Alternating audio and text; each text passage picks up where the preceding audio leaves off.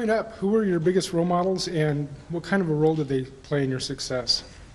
You know, I had great parents, both of whom were involved in lots of interesting activities and would come home and talk to us about, you know, the world of business or law or politics or the charitable activities they were involved in. And so that made us, myself and my sisters always thought about, well, what are we going to do out there?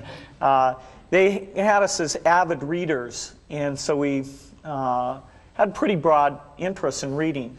Scientists were a group that I gravitated to because this notion that just, you know, out of their heads they came up with neat ideas, that sort of fascinated me. So quite a bit of the time I thought I'd be a mathematician or a scientist. It was only when I got to Harvard that I started to think of this sort of all-absorbing hobby I'd had, computer stuff, which I just thought, okay, I got to get rid of this, and decided to do something serious. I started to realize, you know, this is pretty serious, and it's actually more interesting and more impactful than you know, going and trying to come up with a new theory in math or anything else. And so I had that dilemma for a couple of years, but eventually decided that computers really was a great thing to be involved with.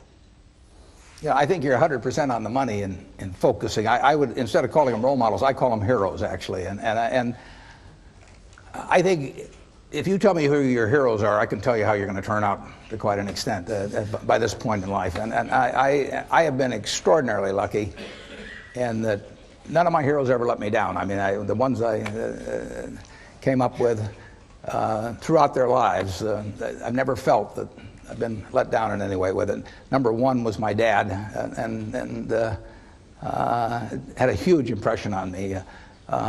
My wife, who is here, is one of my heroes. I mean, she is, you know, in terms of she's taught me a tremendous amount, and never seen anybody any better with human beings than she is. And you can, you know, Yogi Berra again said you can observe a lot just by watching.